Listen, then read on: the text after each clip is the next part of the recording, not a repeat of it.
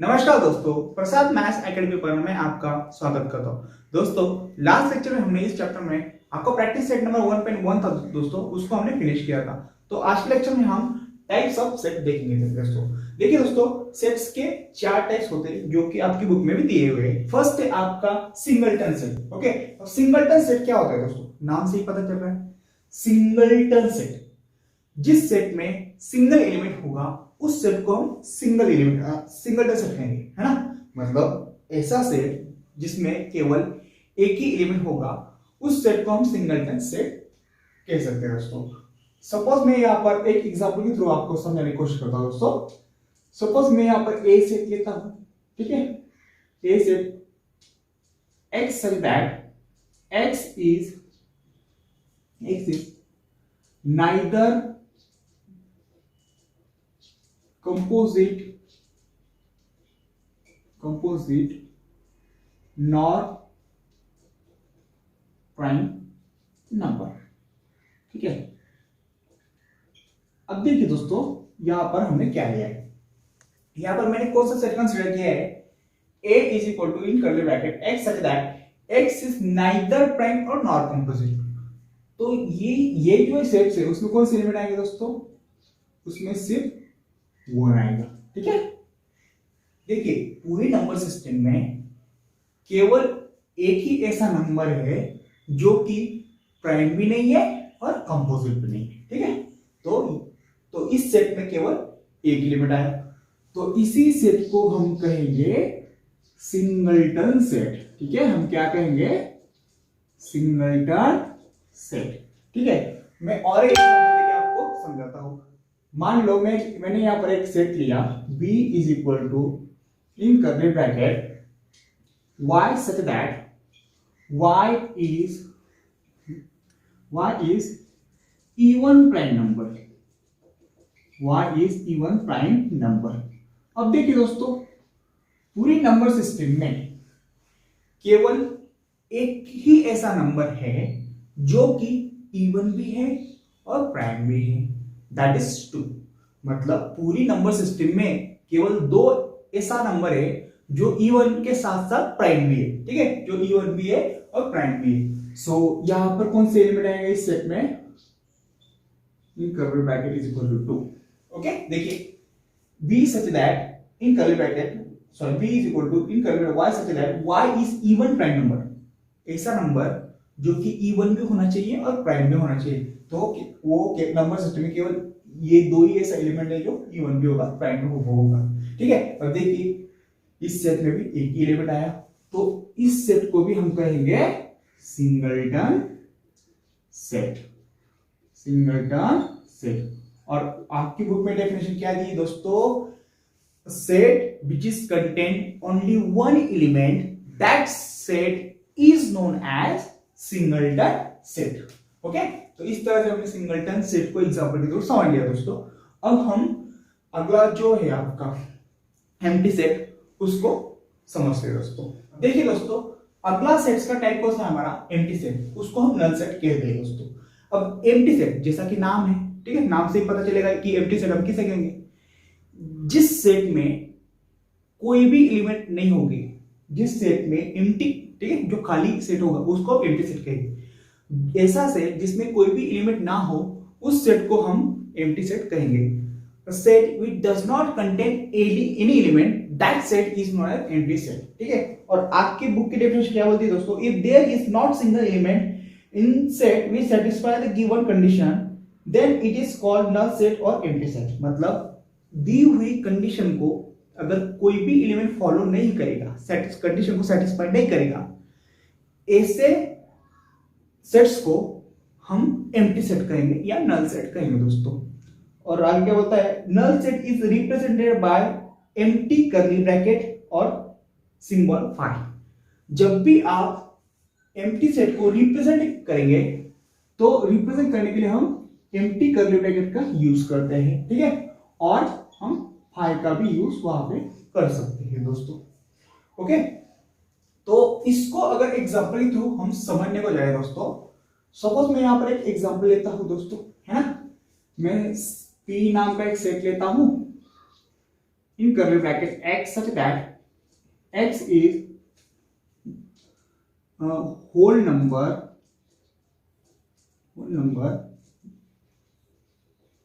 less than 0। अब मुझे एक बात बोलिए दोस्तों, ये जो सेट है दोस्तों, उसके एलिमेंट्स जो आएंगे ना वो एम्प्टी होगी। ठीक है, कैसे होगी देखिए, कंडीशन क्या बोलती है, x such that x is whole number less than 0। मुझे एक बात बताइए दोस्तों, लेस देन 0 यानी 0 से कम होल नंबर कौन सा है? नहीं, 0 से कम होल नंबर है ही नहीं, एग्जिस्ट ही नहीं करता। तो इसीलिए ये सेट में एलिमेंट कौन सा आएगा? पी सेट में कुछ भी नहीं आएगा। ठीक है, और इसको हम ऐसे भी लिख सकते हैं 5। ओके, क्योंकि 0 से छोटा होल नंबर होता ही नहीं है, सबसे छोटा होल नंबर 0 है।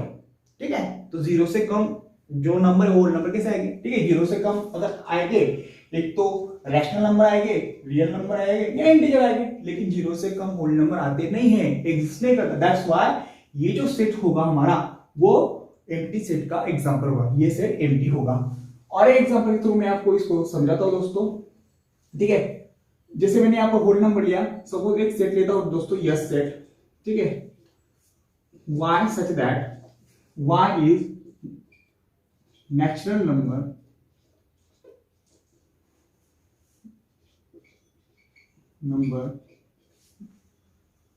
Less than 1। अब मुझे बोलिए दोस्तों, सबसे छोटा नेचुरल नंबर 1 होता है, तो एक से छोटा नेचुरल नंबर कौन सा है? कोई भी नहीं है। एक से छोटा नेचुरल नंबर तो नहीं है ना, तो वो एग्जिस्ट ही नहीं करता। सो ये सेट भी एम्प्टी सेट होगा। ठीक है, इस सेट में भी कोई भी एलिमेंट नहीं आएगा। इसको हम एम्प्टी कर्ली ब्रैकेट से डिनोट करते हैं या 5 से डिनोट करते हैं। ठीक है, इस तरह से आप इस एम्प्टी सेट को एग्जांपल के थ्रू समझ सकते हैं दोस्तों। ठीक है, हम इसे और एक एग्जांपल के थ्रू समझने की कोशिश करते हैं। ठीक है, और एक मैं एग्जांपल लेता हूं, सपोज मैंने एक सेट ले लिया दैट इज डी। ठीक है, तो x such that x is prime number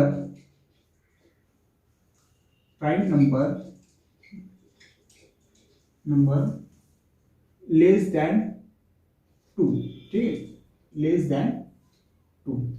अब मुझे बताइए दोस्तों, 2 से छोटा प्राइम नंबर कौन सा है? 2 से छोटा प्राइम नंबर एग्जिस्ट ही नहीं करता। ठीक है, क्योंकि सबसे छोटा प्राइम नंबर तो 2 ही है।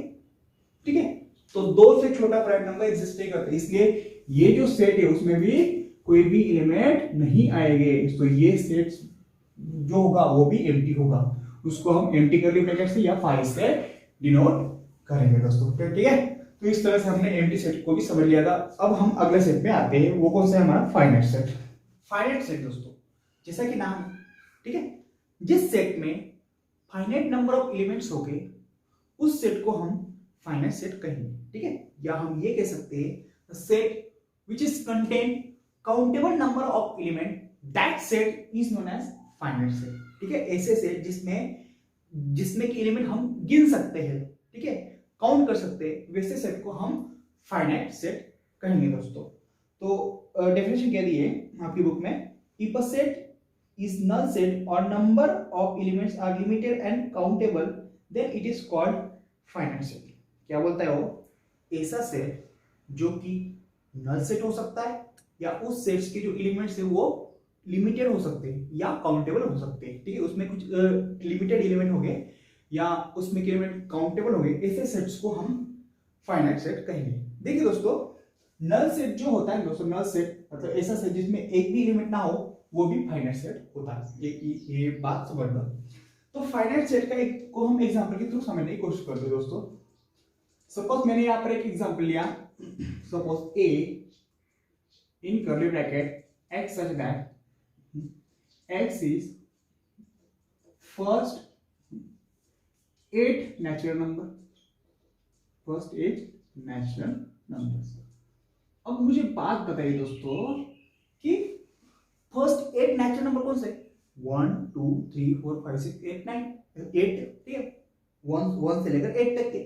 तो ये सारे के सारे जो एलिमेंट्स दोस्तों 1 से लेकर 8 तक के, वो क्या है, फर्स्ट 8 नेचुरल नंबर। अब इनको तो हम काउंट कर सकते हैं ना, ठीक है। अब हम इसको लिस्टिंग फॉर्म में लिखते हैं दोस्तों, ठीक है। तो कैसे आएगा, x such that x is first 8 natural number, पहले 8 नेचुरल नंबर। सबसे छोटा नेचुरल नंबर कौन सा होता है, 1, और नेचुरल नंबर की शुरुआत हम 1 से करते हैं, ठीक है।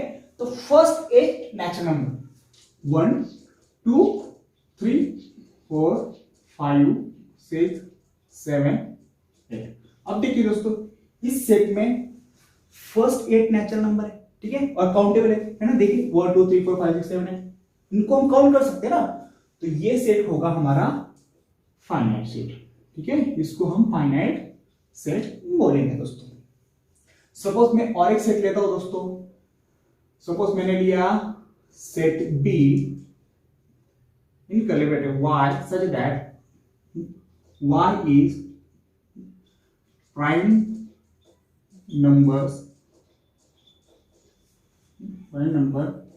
between 1 to 10, ठीक है। 1 और 10 के बीच में के प्राइम नंबर, बिटवीन है इसलिए बीच में, 1 और 10 के बीच में के प्राइम नंबर का सेट। तो इसमें कौन कौन से एलिमेंट आएंगे दोस्तों, इसमें आएंगे 2 प्राइम नंबर है, 3 5 7 9। अब देखिए दोस्तों, ये जो सारे के सारे एलिमेंट्स है वो 1 से 10 के बीच में के प्राइम नंबर 9 नहीं आएगा। ये जो चारों एलिमेंट है दोस्तों, वो 1 से 9 के बीच में के प्राइम नंबर है, जो भी काउंटेबल है। देखिए वो 1 2 3 4 चार एलिमेंट है, काउंटेबल है। तो ये सेट भी होगा हमारा फाइनाइट सेट। ऐसे बहुत सारे एलिमेंट है दोस्तों। अगर आप बात करते हो इंटीजर्स फ्रॉम -3 to +3, ठीक है, इंटीजर्स फ्रॉम -3 to +3। अभी मैं यहां पर लिखता हूं सी इज जेड, इसको जेड लेता हूं, Z such that integers from -3 to +3, ठीक है। -3 से लेकर के, देखो फ्रॉम आया ना, इसलिए -3 भी और 3 भी उसमें ऐड होगा। -3 से लेकर के +3 तक के इंटीजर्स, तो फिर वो कौन कौन से है, तो इसमें एलिमेंट कौन कौन से आएंगे, -3 आएगा। क्यों, क्योंकि फ्रॉम है, ओके। बिटवीन अगर होता तो यहाँ पर -3 नहीं आता, -2 से शुरुआत होती। जबकि यहाँ पर फ्रॉम आए तो -3 और 3 हम लेंगे, ठीक है। 3 -2 -1 0 1 2 3। तो ये सारे के सारे जो इंटीजर्स है दोस्तों, वो -3 से लेकर के +3 तक के इंटीजर्स है, जो कि फाइनाइट है। देखो काउंट कर सकते 1 2 3 4 5 6 7। तो ये भी हमारा काउंटेबल सेट होगा। तो इसको भी हम फाइनाइट एलिमेंट, फाइनाइट सेट कह सकते हैं, ठीक है। तो इस तरह से हमने फाइनाइट सेट को एग्जांपल के थ्रू समझ लिया दोस्तों। अब अगला सेट है हमारा इनफाइनाइट सेट। इनफाइनाइट सेट देखिए दोस्तों, यहां पर भी आपको नाम से ही पता चल जाएगा। इनफाइनाइट सेट, जो सेट में इनफाइनाइट एलिमेंट हो गए, ऐसे सेट को हम इनफाइनाइट सेट कहेंगे।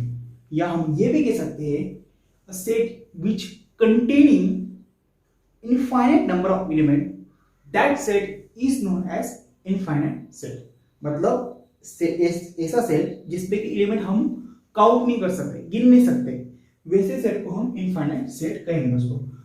सपोज मैंने एग्जांपल लिया सेट ऑफ नेचुरल नंबर, ठीक है। सेट ऑफ एग्जांपल के थ्रू मैं आपको बताता हूं, a in curly bracket such that x is collection of natural number, ठीक है। कलेक्शन ऑफ नेचुरल नंबर को हो या सेट ऑफ नेचुरल नंबर को हो, एक ही बात है। नेचुरल नंबर्स, नेचुरल नंबर्स का कलेक्शन, नेचुरल नंबर काउंटेबल नहीं, तो सेट में कौन कौन से एलिमेंट आएंगे, 1 2 3 4 5 6 अप टू सो ऑन। अब देखिए दोस्तों, ये सेट्स के एलिमेंट हम काउंट कर सकते हैं क्या, नहीं। तो ये वाला जो सेट होगा वो इनफाइनाइट सेट होगा, ठीक है, वो होगा इनफाइनाइट सेट। और एक एग्जांपल हम लेते हैं, b is equal to x such that x is set of prime number.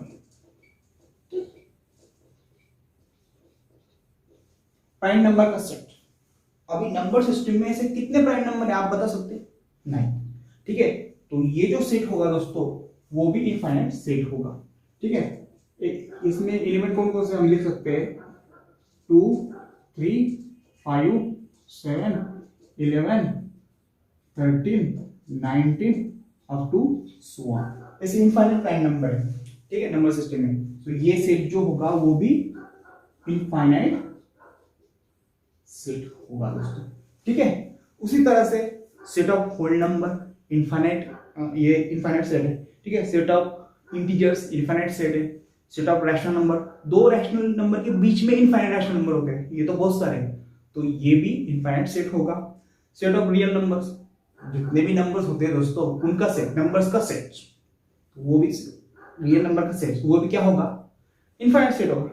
ठीक है, तो इस तरह से हमने इन चारों सेट्स को हमने पढ़ लिया दोस्तों। ठीक है, आइए दोस्तों अब हम आपकी बुक में जो एग्जांपल दिए ना उनको हम समझ लेते हैं। ठीक है, देखिए क्वेश्चन क्या बोलता है, right the following set using listing method and classify into finite और इनफाइनाइट। मतलब यहां पर जो हमें सेट दिए ना वो सेट, अब ये सारे के सारे सेट रूल फॉर्म में, इन्हें हमें लिस्टिंग फॉर्म में लिखना है और ये बताना है कि वो सेट फाइनाइट हो गए या इनफाइनाइट हो गए। ठीक है, तो फर्स्ट क्या है, a is equal to in curly bracket x such that x belongs to n मतलब natural number and x is an odd number. मतलब प्रॉपर्टी क्या बोलती है हमें, प्रॉपर्टी क्या बोलती है कि x ये नेचुरल नंबर होना चाहिए जो कि ऑड नंबर होना चाहिए। ठीक है, x नेचुरल नंबर होना चाहिए जो कि ऑड नंबर होना चाहिए, मतलब और नेचुरल नंबर का सेट हमें यहाँ पर बनाना है। सो इसका लिस्टिंग फॉर्म में आप कैसे लिखेंगे, a is equal to odd natural number और ऑड नेचुरल नंबर। ठीक है, odd natural number. So odd natural number कौन कौन से?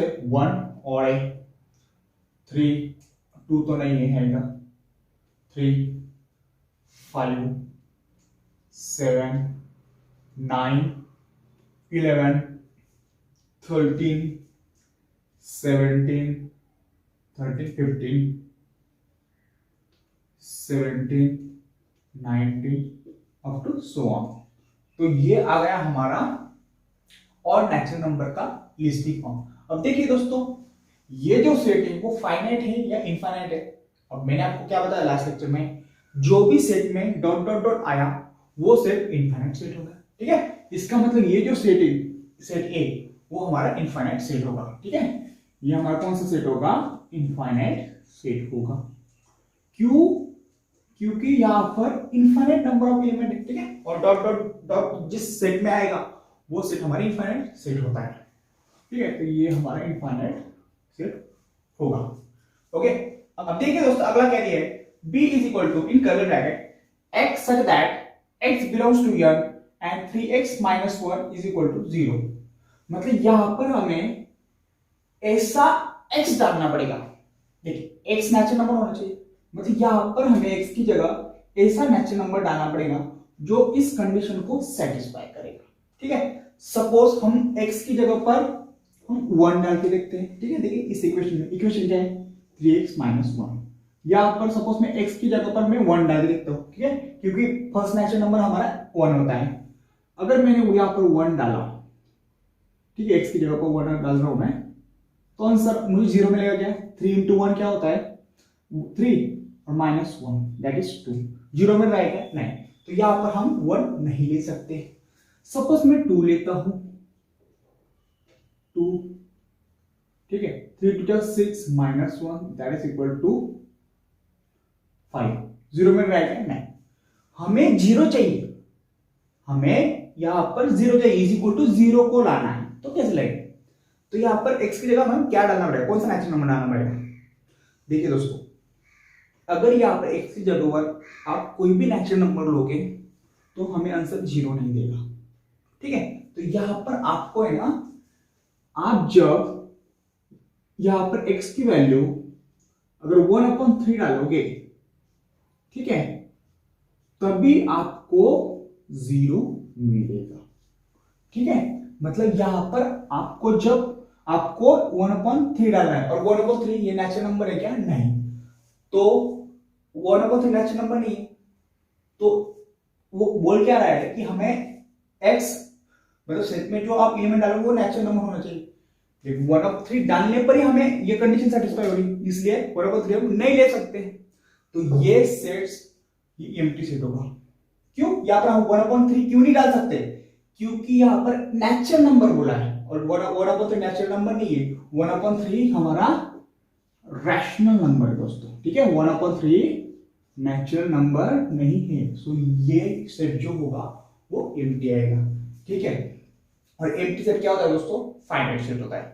ठीक है, देखिए x की जगह पर हम 1/3 कैसे आया, देखिए सपोज ये इक्वेशन क्या है, 3x - 1 दैट्स इक्वल टू 0 है।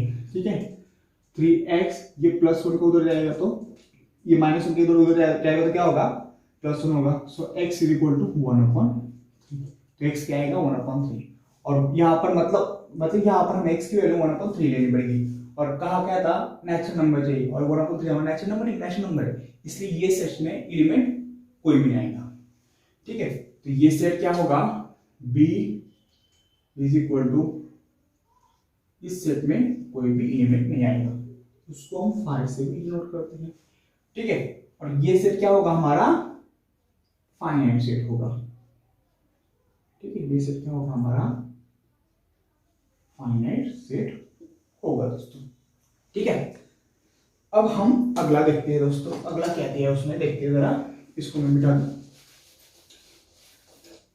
अब देखिए दोस्तों अगला क्या दिया है, c is equal to in curly bracket x such that x belongs to natural number and x is divisible by 7। क्या है? हमें इस सेट में ऐसे एलिमेंट चाहिए जो कि नेचुरल नंबर होने चाहिए और 7 से डिविजिबल होने चाहिए। 7 से डिविजिबल होने वाले नेचुरल नंबर, 7 से डिविजिबल होना नेचुरल नंबर। अब 7 से डिविजिबल नेचुरल नंबर कौन कौन से है? सबसे पहला है 7। ठीक है, 40 7 से डिविजिबल है और नेचुरल भी है। 21 7 से डिविजिबल है और नेचुरल नंबर भी है। 28 7 से डिविजिबल है, नेचुरल नंबर भी है। 35 7 से डिविजिबल है और नेचुरल नंबर भी। तो ऐसे इनफाइनाइट एलिमेंट आएंगे दोस्तों। ठीक है, 7 से डिविजिबल होने वाले नेचुरल नंबर से इनफाइनाइट है दोस्तों। ठीक है, तो ये क्या वो ये जो हमारा सेट होगा वो हमने लिस्टिंग फॉर्म लिख लिया और इसको हम इनफाइनाइट एलिमेंट बोलेंगे। ठीक है, ये कौन सा सेट होगा? इनफाइनाइट सेट होगा, क्योंकि इसमें इनफाइनाइट नंबर ऑफ एलिमेंट है। तो ये होगा हमारा इनफाइनाइट सेट। क्यों? क्योंकि सेट में डॉट डॉट डॉट आया है, that's why this set is infinite set. अब देखिए दोस्तों अगला क्या बोलता है, d is equal to in curly bracket a b। अब a और b ब्रैकेट में लिखा है, देखो अगर ब्रैकेट में a b अगर लिखा होगा तो इसको ऑर्डर पेयर बोलते हैं दोस्तों। ठीक है, ऑर्डर पेयर में लिखना। ठीक है, और जब भी आप सेट्स को लिखेंगे ना तो आपको ऑर्डर पेयर में भी उस एलिमेंट्स को लिखना है दोस्तों। So d is equal to in curly bracket in order pair a b such that a b belongs to whole number and a plus b is equal to 9। तो यहां पर हमें ऐसे दो होल नंबर चाहिए। देखिए a और b whole number होने चाहिए जो जिनका अगर एडिशन किया तो 9 आना चाहिए। मतलब क्या, हमें ऐसे दो होल नंबर ढूंढना है जिनका एडिशन 9 होगा। सपोज मैं एक होल नंबर लेता हूं, देखिए सपोज मैं एक होल नंबर लेता हूं, यहां पर a प्लस बी हमें क्या चाहिए? 9 चाहिए। ठीक है, अब मैंने 0 लिया तो यहां पर मुझे 9 लेना पड़ेगा। ठीक है, मतलब a की वैल्यू अगर 0 ली तो b की वैल्यू 9 आएगी। ठीक है, तो यहां पर a और b की वैल्यू हम लिस्टिंग फॉर्म में लिख देते हैं। देखिए अगर a अगर मैं 0 ले रहा हूं ना तो b मुझे 9 लेना पड़ेगा, क्योंकि 0 + 9 होता है 9। ठीक है, ये एक हो गए हमारा, ये एक हो गया हमारे पेयर। सपोज a की जगह पर अगर मैं यहां पर 1 लेता हूं 1, ठीक है, तो मुझे b की जगह क्या लेना पड़ेगा? 8 लेना पड़ेगा। ठीक है, a इज इक्वल टू 1 और b इज इक्वल टू 8। अगर a इज इक्वल टू 1 होगा ना तो b इज इक्वल टू क्या आएगा? 8, क्योंकि 1 + 8 होता है 9। ठीक है, सिमिलरली अगर मैं a इज इक्वल टू 2 लेता हूं, a इज इक्वल टू अगर 2 लेता हूं तो b इज इक्वल टू मुझे 7 लेना पड़ेगा, क्योंकि दोनों होल नंबर है, उनका एडिशन 9 है। अगर मैं a की जगह पर अगर 2 लेता हूं तो b की जगह मुझे 7 लेना पड़ेगा। देखिए a is equal to 2, b is equal to 7, दोनों का एडिशन 9 होता है। ठीक है, 2 + 7 9। और a और b की जगह पर कौन कौन से एलिमेंट आएंगे? देखिए 3 अगर लिया a की जगह पर तो 6 b की जगह लेना पड़ेगा। ठीक है, 3 6 का एडिशन 9 होता है। अगला 4 5, ठीक है, 4a b 5, a + b is equal to 9, मतलब 4 + 5 9। और कौन कौन से पेयर आएंगे दोस्तों? 5 4 का आएगा। ठीक है, 5 4 का आया, 6 3 का आएगा। ठीक है, 6 3 9, और आएगा 7 2 का आएगा, 8 1 का आएगा। ठीक है, और 9 0 का आएगा। तो इतने पेयर हमें मिलेंगे इतने ऑर्डर पे। देखिए इन दोनों का एडिशन क्या है?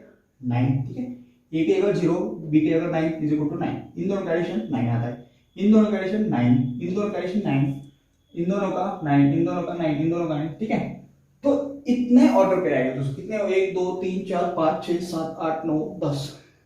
ठीक है, तो इतने होल नंबर के ऑर्डर पे आएंगे। तो कितने? ये सारे के सारे एलिमेंट क्या है? फाइनाइट एलिमेंट है। तो ये सेट हमारा क्या होगा? फाइनाइट सेट होगा।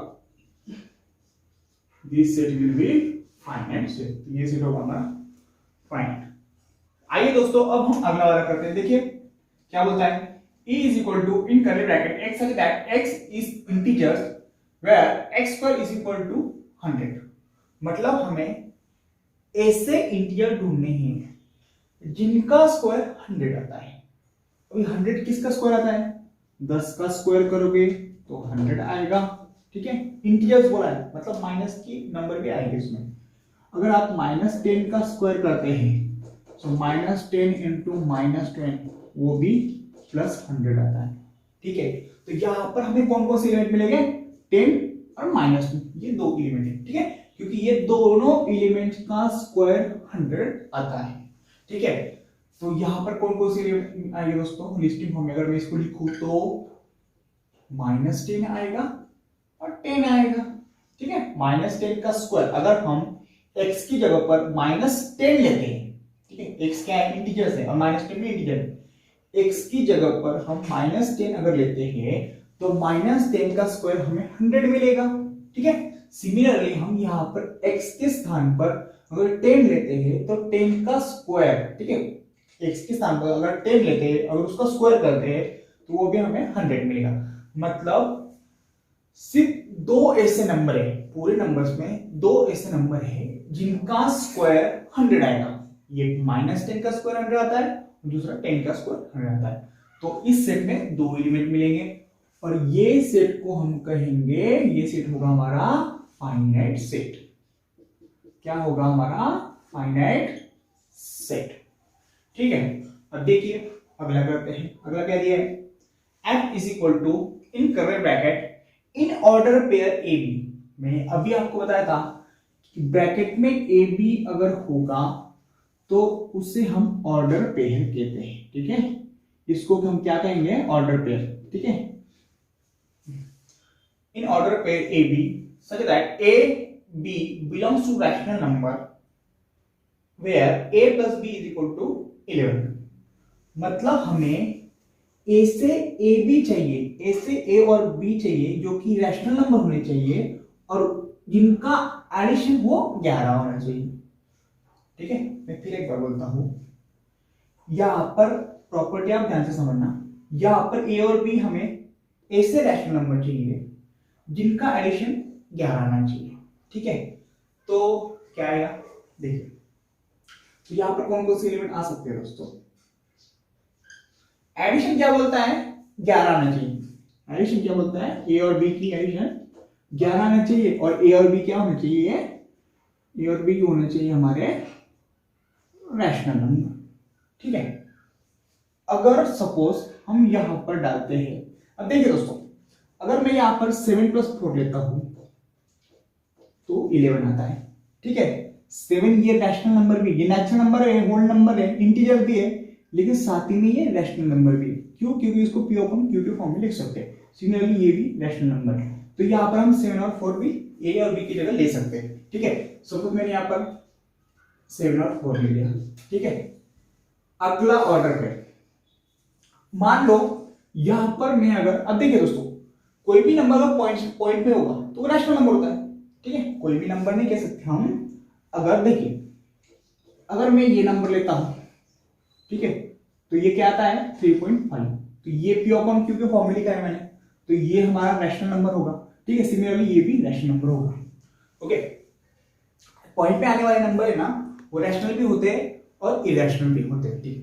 लेकिन जो नंबर को हम पी अपॉन क्यू के फॉर्म में लिख सकते हैं, ठीक है, उसे हम रैशनल नंबर कहते हैं। अब देखिए 3.5 को हम पी अपॉन क्यू के फॉर्म में लिख सकते हैं, इसलिए इसको हम रैशनल नंबर कहते हैं। सपोज मैंने ए की जगह पर अगर 3.5 डाल दिया, तो बी की जगह मुझे क्या लेना पड़ेगा, तो दोनों का सम 11 है, तो मुझे बी की जगह पर लेना पड़ेगा 7.5, ठीक है। अब देखिए 3.5 और 7.5 कितने होते हैं, 11 होते हैं। अगर ए को मैंने 3.5 लिया तो बी को 7.5 लेना पड़ेगा, तब उन दोनों का एडिशन 11 मिलेगा दोस्तों, ठीक है। और ए की जगह भी क्या क्या लिया यहाँ पर 3.5, तो बी की जगह 7.5, ठीक है। सपोज और एक रैशनल नंबर लेता हूं मैं, सपोज मैंने लिया 8.3 एंड 8.3 एंड 2.7। अब देखिए दोस्तों 8.3 को अगर मैं 2.7 से प्लस करता हूं तो 7 + 3 क्या होता है 0, कैरी 1 पॉइंट यहाँ पर, 8 और 1 9 और 2 11, ठीक है। तो 11 आंसर आता है, मतलब इन दोनों का एडिशन भी क्या होगा 11, और ये दोनों के दोनों रैशनल नंबर होंगे दोस्तों। इसको भी पी अपॉन क्यू के फॉर्म में लिख सकते हैं और इसको भी हम पी अपॉन क्यू के फॉर्म में लिख सकते हैं। देखिए इसको हम किस तरह से लिखेंगे 83/10, ठीक है। इसको हम इस तरह से लिख सकते हैं पी अपॉन क्यू, और इसको हम 27/10 इस तरह से लिख सकते हैं दोस्तों, ठीक है। और कौन कौन से आएंगे, सपोज 9 और 2 मैंने ले लिया, ठीक है। दोनों को दोनों रैशनल नंबर है, जिनका एडिशन में हमें क्या मिलेगा 11 मिलेगा, ठीक है। सपोज यहां पर मैं लेता हूं और एक ऑर्डर पेयर -22 और 11 प्लस 11, देखिए -22 प्लस 11, -22 नहीं लेना पड़ेगा, 22 -11 लेना पड़ेगा। 22 -11 उन दोनों का एडिशन क्या होता है 11 होता है, ठीक है। 15 -4 इन दोनों का एडिशन क्या होता है 11, ठीक है। वो भी एक रैशनल नंबर है, ठीक है। तो इस तरह से हम ले सकते हैं दोस्तों। ऐसे इनफाइनाइट ऑर्डर पेयर आएंगे जिनका एडिशन, मतलब ऐसे इनफाइनाइट रैशनल नंबर के पेयर आएंगे जिनका एडिशन हमें 11 मिलेगा, तो ये सेट क्या होगा हमारा इनफाइनाइट सेट होगा, ठीक है। क्यों ये इनफाइनाइट सेट क्यों होगा, क्योंकि इस सेट में अनकाउंटेबल एलिमेंट है, देखिए डॉट डॉट डॉट आया ना, इसका मतलब क्या है इस सेट में अनकाउंटेबल एलिमेंट है, और जो सेट में अनकाउंटेबल एलिमेंट होते हैं वो हमारा इनफाइनाइट सेट होता है दोस्तों, ठीक है। तो यहां पर लिखना F is an infinite set दोस्तों, ठीक है। तो अगर आप इसे लिखना चाहते हो दोस्तों तो स्क्रीनशॉट ले सकते हो। तो इस तरह से हमने इस लेक्चर में हमने टाइप ऑफ सेट समझ लिया, और जो एग्जांपल दिए थे दोस्तों उसके माध्यम से हमने रूल मेथड के एलिमेंट लिस्टिंग फॉर्म में लिखे, और साथ ही में वो सेट फाइनाइट है या इनफाइनाइट है ये भी हमने इस लेक्चर में गेस किया दोस्तों। तो अगले लेक्चर में हम इक्वल सेट देखेंगे और उसी पर बेस्ड प्रैक्टिस सेट 1.2 देखेंगे दोस्तों। तो उम्मीद करता हूँ दोस्तों कि आज का वीडियो आपको बहुत अच्छी तरह समझ आया होगा। अगर वीडियो पसंद आया होगा दोस्तों तो प्लीज लाइक शेयर सब्सक्राइब और चैनल।